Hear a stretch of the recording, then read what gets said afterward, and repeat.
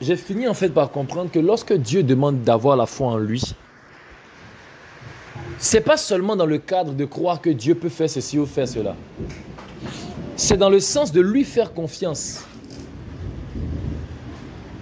C'est dans le sens de vraiment faire confiance à Dieu. Par exemple, est-ce que tu peux t'imaginer qu'aujourd'hui, moi, je vais venir voler ton argent, mettre ton téléphone? C'est ça en fait la foi. C'est pas seulement croire que je peux, mais c'est croire que je suis.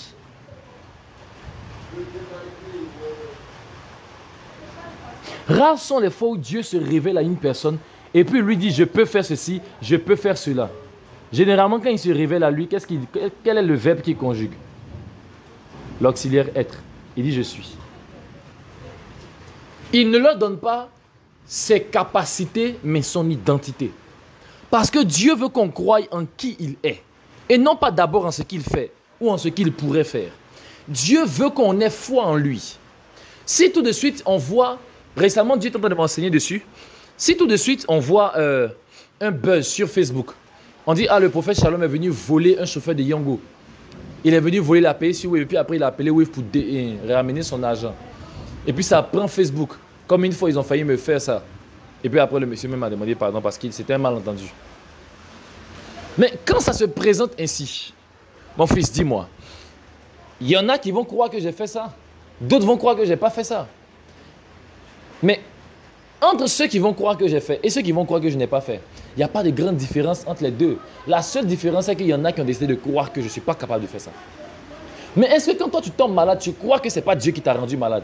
Est-ce que tu crois que ce n'est pas Dieu qui peut permettre ce genre de choses? Puisque Dieu t'a déjà dit qu'il ne peut jamais faire ça, il dit qu'il veut que tu sois en bonne santé. Est-ce qu'on croit que Dieu ne peut pas accepter que le diable nous fasse du mal? C'est pour ça qu'il a délégué tellement d'anges à notre service. C'est pour ça qu'il nous a mis le bouclier de la foi, l'épée de l'esprit, le casque du salut et autant d'armes possibles et des paroles et des décrets. Il a mis même le diable sous nos pieds. Il a mis l'onction sur nous. Il nous a entourés de feu. Il a mis en nous le souffle de son esprit. Il nous a donné sa lumière. Il nous a donné son onction, son poids, son huile. Et tout ça, malgré tout ça, nous on croit que Dieu peut quand même vouloir nous faire du mal. C'est ça en fait la foi. La foi, ce n'est pas seulement croire que Dieu est capable, mais c'est faire confiance aussi à Dieu. C'est croire en ce qu'il te dit. Lorsque Dieu dit qu'il est fidèle, il veut dire qu'il ne change pas. Parce que lorsqu'on parle de fidélité ici, c'est le même mot qui est utilisé pour statut. C'est pour dire, je ne bouge pas, je ne change pas. Je suis fidèle à ma position, fidèle à mon identité, fidèle à ma description. Tel que j'ai été hier, c'est comme ça que je suis aujourd'hui. Je ne change pas, je suis toujours comme ça. Autant que je t'ai aimé le premier jour et puis je me suis tué pour toi à la croix, là. Autant que je t'aime aujourd'hui et je suis capable de me retuer encore pour toi. Parce que je ne change pas. Mon amour pour toi ne dépend pas de ce que tu fais ou de ce que tu ne fais pas. Mon amour pour toi dépend de mon amour pour toi. Et mon amour pour toi est grand. C'est ça en fait Dieu. Est-ce que nous on est capable de croire en ça? Est-ce qu'on est capable de croire que Dieu est assez puissant pour nous aimer autant? On ne fait plus trop confiance à Dieu. On préfère faire confiance à ce qu'on voit. Je disais comme ça, mais même si tu m'as vu faire quelque chose qui est mauvais, tu sais que je ne suis pas comme ça dans le fond, sûrement qu'il y a une raison. Viens me voir, parle-moi, essaye de me poser des questions. Ah, Daddy, pourquoi je t'ai vu faire ceci ou faire cela, etc., etc. C'est ça qu'on appelle la foi. Parce que si tu ne prends pas la peine de demander avant de croire et que tu commences à croire avant de demander, ça veut dire que tu doutes de moi. Tu te dis que peut-être que je peux voler, peut-être que je peux mentir, etc. Qu'est-ce que ça signifie? Quand tu crois en Dieu, tu dois croire que Dieu est intègre. Il n'est pas capable de faire ce qui est mauvais et il n'est capable que de faire du bien et du bien et du bien et du bien. C'est ça la foi. Est-ce qu'on croit en la foi? Est-ce qu'on croit en Jésus? C'est ça en fait le vrai défi de la vie chrétienne aujourd'hui. Est-ce qu'on croit? Si aujourd'hui il y a un grave accident, le réflexe des Ivoiriens, c'est de dire quoi? Eh Dieu. Il a quoi à voir dedans? Wouh, Jésus. Pourquoi, Seigneur, tu permets ce genre de choses? Seigneur, pourquoi tu as permis cela? C'est Dieu qui a voulu. L'Éternel a donné, l'Éternel a repris. Pourtant, c'est Satan qui avait repris. Job a dit, l'Éternel a donné. L'Éternel a repris. Que le nom de l'Éternel soit béni. Mais quand il regarde bien dans l'histoire de Job, ce n'est pas l'Éternel qui avait repris. C'est le diable. Donc Job est en train de donner l'honneur de sa destruction à Dieu. Parce qu'il se disait que Dieu était capable de pouvoir le mettre en bas après l'avoir élevé. Dieu n'est pas comme ça. Dieu sait qu'il va souffrir, il ne fait pas ça. Dieu n'est pas comme ça. Dieu marche dans la vérité, dans l'amour.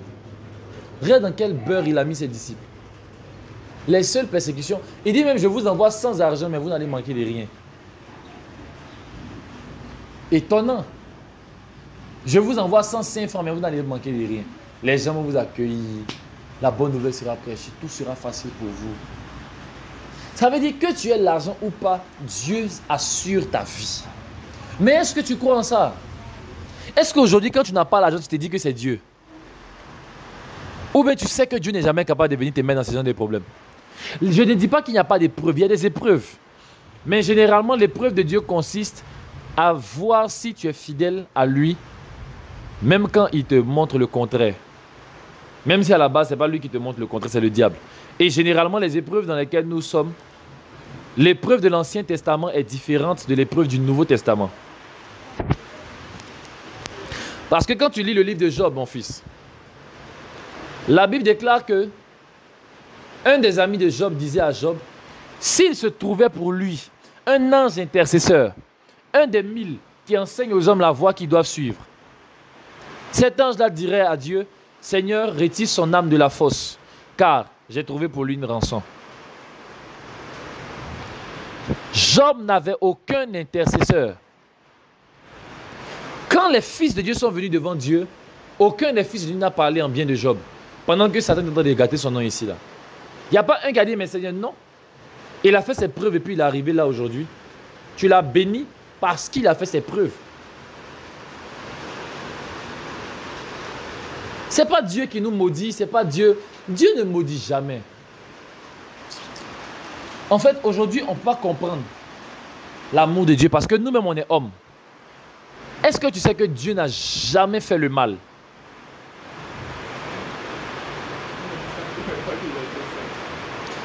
Dieu n'a jamais fait rien de mal. Jamais. Il n'a jamais rien fait de mal. Jamais. Même tuer quelqu'un, Dieu n'a jamais fait.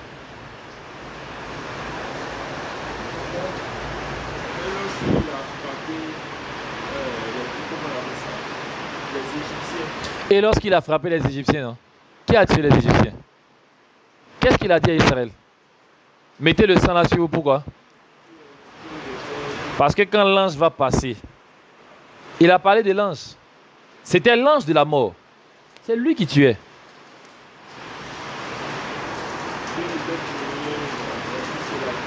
Tu dis?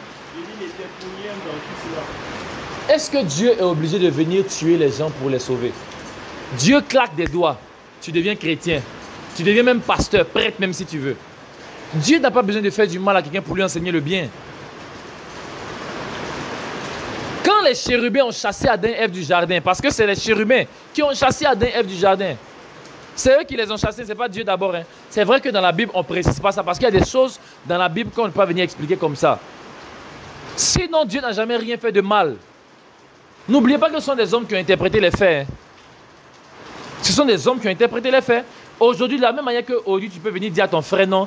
Et ce n'est pas Dieu qui est en train de t'enseigner quelque chose derrière ton échec. Toi, tu échoues au bac, c'est Dieu qui te donne un conseil. Réussite, là, ça ne doit pas conseiller aussi.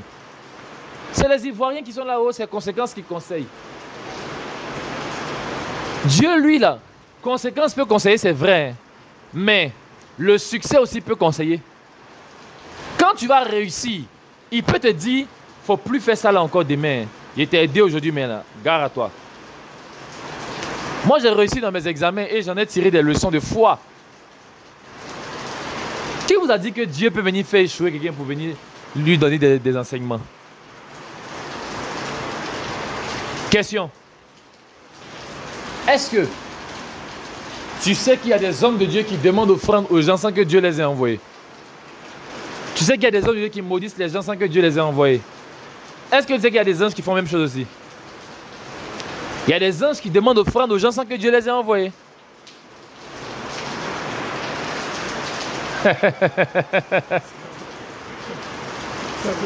Est-ce que Dieu mange offrande là?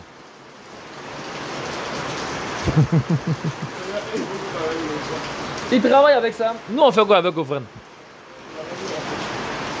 Donc, parfois, par exemple, tu peux faire le travail. Hein, mais l'ange va te dire, par exemple, demande-lui de poser telle action. Pourtant, hier, peut-être, il t'a même pas dit ça. Hier, il a fait la même chose pour l'autre. Mais aujourd'hui, il va te dire non, il n'a qu'à poser telle action. C'est pas que les anges sont tous des rebelles, hein, non. Mais n'oubliez jamais que les anges ont des émotions.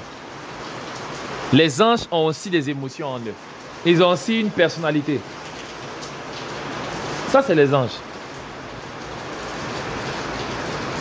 Donc, un ange peut venir frapper parce qu'il a reçu le pouvoir de Dieu. C'est comme un homme de Dieu qui a reçu l'onction. Dieu ne lui interdit pas beaucoup de choses. Dieu le conseille. Il le met en garde souvent pour qu'il se raligne à la voie. Mais il ne lui dit pas, je t'interdis, non. Il dit pas, si tu as fait ça, je te ferai ceci. Donc, quand tu as l'onction, c'est une responsabilité. Et c'est pareil que pour les anges.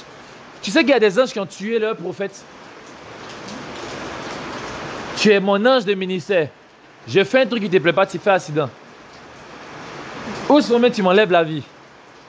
La plupart des consécrations des gens, là, tu n'as pas lu l'histoire du jeune prophète et du vieux prophète. Le jeune prophète dans la Bible, je crois que c'est dans le livre des rois, mais je ne sais plus. Le jeune prophète a désobéi à l'alliance que Dieu lui avait donnée. Dieu s'en fout que tu repasses par le même endroit par lequel tu es venu. Dieu peut te protéger là-bas. Dieu peut te protéger. Pourquoi Dieu dit au jeune prophète ne passe pas par le même endroit où tu es venu et ne mange rien, ne boit rien? Pourquoi? C'est pas Dieu qui est dans ces bassesses-là, c'est pas Dieu.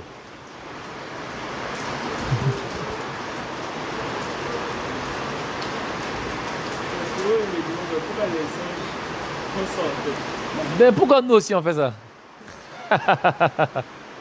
En fait, on les voit trop comme des saints. Eux aussi nous voient comme des saints. Oui.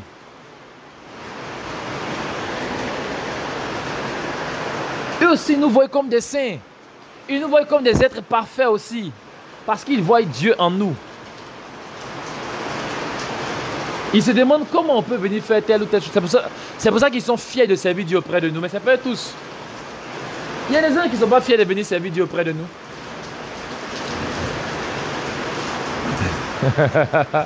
C'est la parole. Hein. Sinon, je te pose une question. Pour quelle raison Gabriel va venir déclarer que Zacharie sera muet? Qui l'a envoyé? Il pourrait venir faire un autre miracle comme pour Gédéon. Gédéon, il a fait la pluie est tombée, ça n'a pas touché le chiffon. L'autre fois, la pluie est tombée juste sur le chiffon, ça n'a pas touché tout ce qui était autour. C'est des signes, non, Gédéon n'a pas cru après. Il a cru. Pourquoi venir forcément le rendre muet? Maintenant, pour Marie, là, elle aussi, elle a demandé, mais comment cela se fera-t-il? Puisque je suis vierge, je ne connais aucun homme. Il n'a pas dit, ok, d'accord, toi aussi, tu te rends muette. Hein. Il lui a expliqué. Oui. Bon, Dieu nous a mis au-dessus dans la nouvelle alliance. Pourtant, là, c'était encore l'ancienne alliance à ce temps-là. Sinon, depuis que la nouvelle alliance est arrivée, je n'ai pas encore vu un ange maltraiter un homme de Dieu. À part Pierre, où son ange est venu le taper pour dire non, lève-toi, on partit, on sortit de la prison. Pour dire que nous sommes au-dessus de tous les anges. Quel que soit leur grade. On n'est pas leurs camarades. Nous, on est fils de Dieu. C'est vrai qu'il y a des entités qui sont tellement élevées qu'eux, ils ne sont pas... Genre, nous sommes leurs frères, comme les Michael et Gabriel. Nous sommes comme leurs frères. Parce qu'ils sont aussi considérés comme étant les fils de Dieu. Engendrés par Dieu à son image, à sa ressemblance dans le ciel.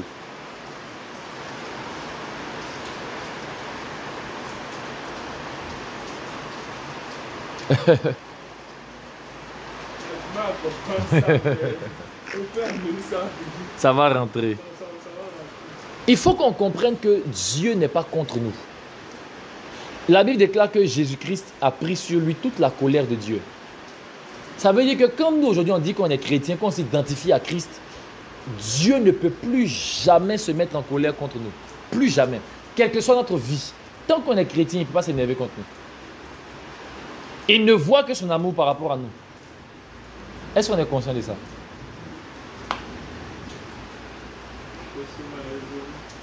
Dès maintenant, il faut qu'on prenne une décision. Croire en Dieu. Croire en ce qu'il est d'abord. Il est Emmanuel, ça veut dire qu'il est présent. Si tu ne crois pas que Dieu est toujours présent, c'est que tu ne crois pas en lui. Je n'ai pas dit que tu ne crois pas qu'il est Dieu. J'ai dit, tu ne crois pas en ce qu'il est, à part affaire de Dieu là. Parce que nous tous aujourd'hui, croire en Dieu, c'est croire que Dieu va nous sauver, croire qu'il est bon, et puis c'est fini. Mais si vraiment tu crois que Dieu est bon, est-ce que tu crois qu'il peut te donner l'argent sans que tu travailles toute ta vie? Tu es couché chez toi à la maison seulement. Et puis l'argent vient seulement. Les gens passent, on frappe à la porte. Dieu m'a mis à cœur de venir te donner 100 millions.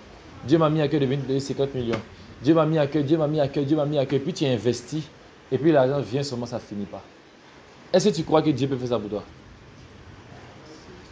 Quand je réfléchis, je pense que c'est une question de conscience. On ne peut pas avoir. Elle a conscience. Elle a conscience. C'est ce qui nous tue, nous, les êtres humains. On n'a pas assez de foi, malheureusement. En fait, c'est normal. On veut d'abord comprendre avant de bien croire en ça. Ça tombe bien parce que moi, j'ai été loin pour expliquer. Moi, j'ai été loin pour expliquer. Et je peux expliquer pourquoi est-ce que Dieu est autant amour envers nous. Et d'ailleurs, même les preuves même simples de la vie pour nous prouver à quel point Dieu est amour. Adam et Ève ont péché. La première chose que Dieu a faite, il est parti les chercher. Pourtant, il sait toutes choses. Il sait qu'ils ont fui. Mais il est parti les chercher. Mais c'est vrai que Isaïe a dit non, la main n'est pas trop courte pour agir, ni ses oreilles trop dures pour entendre, mais c'est nos péchés qui mettent une séparation. Mais je ne crois pas en ça, puisque malgré le péché, là, Dieu est parti les trouver là-bas. Donc il n'y a même pas de séparation à cause du péché. La seule séparation, c'est quand nous-mêmes on s'éloigne de lui volontairement. Et même là encore, il va nous chercher, mais il ne va pas venir nous imposer forcément de venir. Même si je sais qu'il y a des pécheurs qui ont eu des apparitions de Jésus-Christ, comme Saul de Tarse. Donc ça veut dire que Dieu s'impose souvent. Son amour le pousse à tellement se rapprocher de nous. Il est déjà là en fait. David a posé une question à Dieu. Il dit, où fuirai-je loin de ta présence? Et où irai-je loin de ton esprit? Il dit, si je m'en vais au ciel, tu es là-bas. Il descend sur des mots, tu es là-bas. Même s'il dit, je vais prendre les ailes de l'aurore pour aller me cacher jusqu'à l'extrémité de la mer. Là aussi, ta main m'accompagnera et ta droite me saisira. Il dit, même s'il veut fuir pour aller me cacher là, c'est ta main qui va m'accompagner même pour partir me cacher là-bas. Et ta droite va me saisir même sur la route. Il était tellement conscient de la présence de Dieu qu'il savait que Dieu ne pouvait pas l'abandonner. La Bible raconte l'histoire d'un roi, ça m'a beaucoup touché. La Bible dit, il était encerclé, je crois que c'était Josaphat ou bien qui il était encerclé. Et puis il avait dit, il a crié à Dieu. Et les gens sont venus l'encercler pour l'attraper, pour le tuer. En guerre, c'était en pleine guerre. Et puis on regarde, c'est plus lui.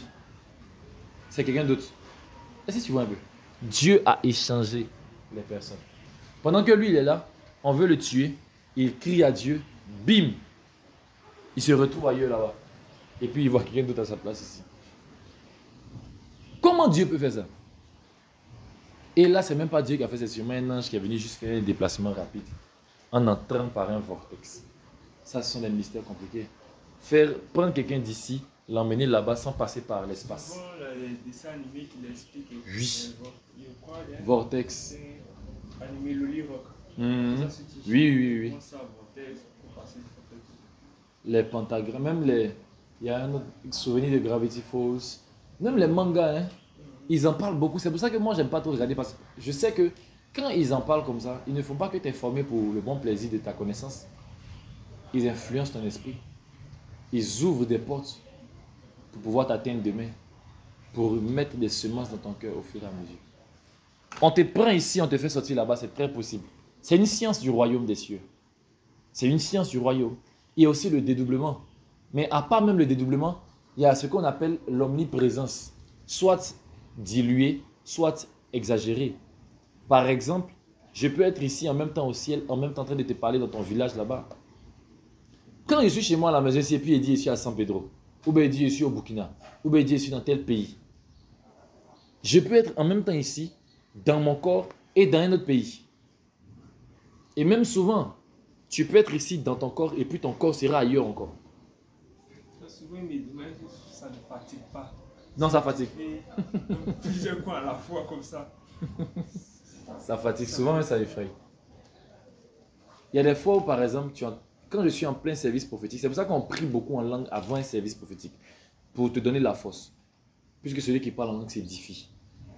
Parce que tu peux être là en train de prophétiser. Je me souviens une fois, à un programme, je crois en janvier, je prophétisais sur ma fille. Et je voulais lui donner une révélation, mais pour ça, il fallait que j'aille là-bas pour voir. Donc, j'arrive en esprit là-bas. Et d'un coup, là, mes forces m'ont quitté. J'étais tellement parti fort. Je ne sais pas comment t'expliquer ça. Ce n'était pas juste une projection de conscience. Ce n'était pas juste que j'ai envoyé mes yeux là-bas. Mais c'est comme si mon esprit s'était déplacé pour aller là-bas. Ça m'a affaibli. D'un coup, j'ai failli tomber. Je me suis assis rapidement. Et j'ai réglé le problème de ce monsieur. C'est là que je lui ai dit, je vois même que le féticheur de votre quartier là, il a plusieurs enfants, notamment des jumeaux. Un s'appelle Sali, l'autre s'appelle Salif. Une s'appelle Sali, l'autre s'appelle Salif. Elle a commencé à crier, dit je vois ceci, je vois cela, etc., etc. Et Dieu a fait grâce. Ça fatigue, mais il faut être conscient de Dieu. Il faut qu'on soit conscient. C'est ça la foi en fait. Il m'a dit c'est juste un niveau de conviction, de conscience. Souvent on se dit, bon, c'est lorsqu'il y a une manifestation, pas que non, la présence de Dieu est là. Pourtant Dieu est là, il nous regarde, il nous écoute. S'il faut la manifestation, c'est que pour qu'on respire là, souvent le vent ne te souffle pas mais tu respires. Le vent là qui te court, il est là. Le vent n'attend pas que tu puisses le ressentir pour être présent. Il est présent déjà. Il y a ce qu'on appelle la présence de Dieu et il y a ce qu'on appelle la manifestation de la présence de Dieu. C'est ce qui fatigue beaucoup les gens. Dieu est présent et puis il se manifeste quand il veut, comme il veut. D'ailleurs, il se manifeste, c'est juste qu'on ne le sent pas avec pleine conscience. Sinon, une fois que je dis, tu respires, tu commences à être conscient que tu respires. C'est là que tu vois que déjà, le vent rentre dans tes poumons et qu'il y a un travail qui est fait avec l'air. Donc là maintenant, comme tu viens de regarder à ta respiration, tu te rends compte que tu es conscient de ta respiration, de l'air qui rentre, etc. Si tu regardes à Jésus, tu verras que tu es conscient de tout ce qu'il fait. Il se manifeste tous les jours. Le simple vent qui vient souffler ton bras gauche parce que tu as commencé à transpirer là-bas, là, c'est Dieu qui l'a conduit vers toi pour que tu sois bien à l'aise.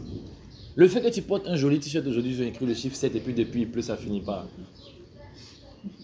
C'est pour tout ça aussi.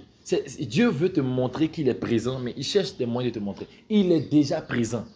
Il n'y a rien à faire pour que Dieu soit présent. Il s'appelle Emmanuel, il n'a pas encore changé son nom. Hein. Si on dit qu'il est présent, on est conscient qu'il est présent, qu'il nous écoute, mais pourquoi il ne passe pas à l'action? Les gens, pourquoi il ne nous exauce pas? Pourquoi il ne passe pas à l'action?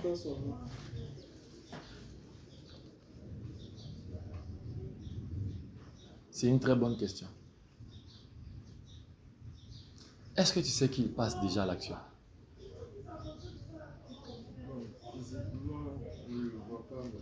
Non, c'est parce que nous-mêmes on ne veut pas le voir. Sinon, il passe déjà à l'action. Je t'explique. La Bible dit que Jésus-Christ passait au milieu d'une foule et une force sortait de lui et les guérissait. Ça, c'est l'action de Dieu. Mais pourquoi ça ne joue pas le même rôle avec nous? Est-ce qu'on est rempli du Saint-Esprit? Parce que la quantité de l'Esprit qui demeure en toi aussi, ton niveau de conscience de sa présence déclenche ton niveau de manifestation de sa présence. Parce que c'est la foi qui actionne la vie. C'est quand tu crois que Dieu est présent qu'il agit. C'est la foi. Ce qu'on appelle conscience, c'est la foi. Conviction, c'est la foi. Donc, il suffit qu'on puisse croire que Dieu est présent tout le temps. Je me souviens, lorsqu'il s'est révélé à moi sous le nom d'Emmanuel Shaddai, il m'a dit, je suis avec toi et je ne suis pas là pour chômer. Il m'a dit ça clairement, j'étais dans ma chambre. Je m'apprêtais à aller à la cellule de prière Paris Village et j'ai entendu sa voix, il m'a dit ça. Il dit, je suis le Dieu Tout-Puissant qui est avec toi et je ne suis pas là pour chômer. Plus je suis conscient qu'il est là, je n'ai même pas besoin de prier pour les gens. Il y a des gens qui viennent me voir, ah Daddy, comment tu vas, etc. etc. Daddy, il ne me sent pas bien, ah bon, vérifie si tu es malade. Je ne suis plus malade, il dit, ah, tu peux partir. Pourquoi? Parce que tu es venu là où il est. Il est là et il guérit. Il se manifeste partout où on est conscient de sa présence. Généralement, on est conscient de sa présence dans les programmes, c'est pour ça qu'il se manifeste dans les programmes. Mais il y en a qui sont conscients de lui partout. Et il y a des fois, il y a des exceptions où Dieu fait grâce. Où tu vas voir que tu n'es même pas conscient de sa présence, mais il te surprend où il fait une manifestation. Il y a des fois, par exemple, je suis de poser quelqu'un, simplement comme c'est bien pour onction, tombe sur la personne. Dieu fait ça. Ce sont les manifestations de sa présence. Dieu est présent. Mais la base de la base de la base même de Dieu, là, ce n'est pas de venir faire oh non, tonnerre, vent, cri de joie, etc., etc. C'est de partager un temps avec toi. Causerie, intimité. Ça là, il manifeste ça tous les jours. Le simple fait qu'il soit auprès de toi et qu'il puisse ressentir tes douleurs, qu'il puisse s'accrocher à tes douleurs, il est en train de se manifester.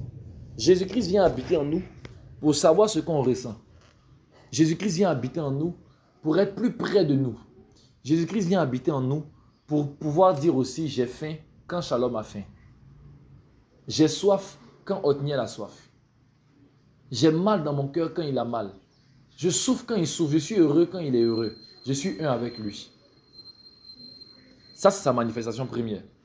Maintenant, si tu veux voir aussi son côté puissance, là, ok, là, c'est différent. Sinon, sa manifestation première, la plus importante pour lui, c'est la communion d'intimité. C'est bon? Donc, que Dieu vous bénisse abondamment et shalom à vous. J'ai fini en fait par comprendre que lorsque Dieu demande d'avoir la foi en lui, c'est pas seulement dans le cadre de croire que Dieu peut faire ceci ou faire cela. C'est dans le sens de lui faire confiance. C'est dans le sens de vraiment faire confiance à Dieu. Par exemple, est-ce que tu peux t'imaginer qu'aujourd'hui, moi, je vais venir voler ton argent, mettre ton téléphone? C'est ça en fait la foi. C'est pas seulement croire que je peux, mais c'est croire que je suis.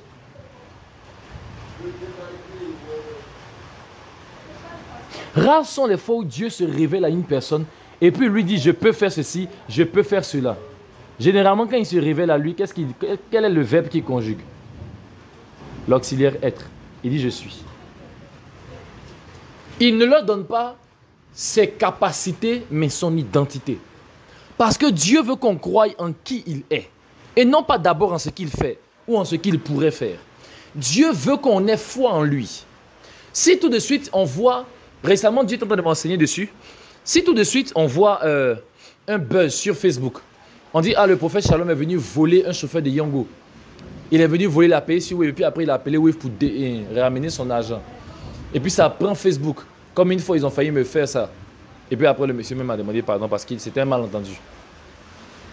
Mais quand ça se présente ainsi, mon fils dis-moi, il y en a qui vont croire que j'ai fait ça. D'autres vont croire que je n'ai pas fait ça. Mais entre ceux qui vont croire que j'ai fait et ceux qui vont croire que je n'ai pas fait, il n'y a pas de grande différence entre les deux. La seule différence, c'est qu'il y en a qui ont décidé de croire que je ne suis pas capable de faire ça. Mais est-ce que quand toi tu tombes malade, tu crois que ce n'est pas Dieu qui t'a rendu malade? Est-ce que tu crois que ce n'est pas Dieu qui peut permettre ce genre de choses? Puisque Dieu t'a déjà dit qu'il ne peut jamais faire ça, il dit qu'il veut que tu sois en bonne santé. Est-ce qu'on croit que Dieu ne peut pas accepter que le diable nous fasse du mal? C'est pour ça qu'il a délégué tellement d'anges à notre service. C'est pour ça qu'il nous a mis le bouclier de la foi, l'épée de l'esprit, le casque du salut et autant d'armes possibles et des paroles et des décrets. Il a mis même le diable sous nos pieds. Il a mis l'onction sur nous. Il nous a entourés de feu. Il a mis en nous le souffle de son esprit. Il nous a donné sa lumière. Il nous a donné son onction, son poids, son huile. Et tout ça, malgré tout ça, nous on croit que Dieu peut quand même vouloir nous faire du mal. C'est ça en fait la foi. La foi, c'est pas seulement croire que Dieu est capable, mais c'est faire confiance aussi à Dieu. C'est croire en ce qu'il te dit. Lorsque Dieu dit qu'il est fidèle, il veut dire qu'il ne change pas. Parce que lorsqu'on parle de fidélité ici, c'est le même mot qui est utilisé pour statut. C'est pour dire, je ne bouge pas, je ne change pas. Je suis fidèle à ma position, fidèle à mon identité, fidèle à ma description.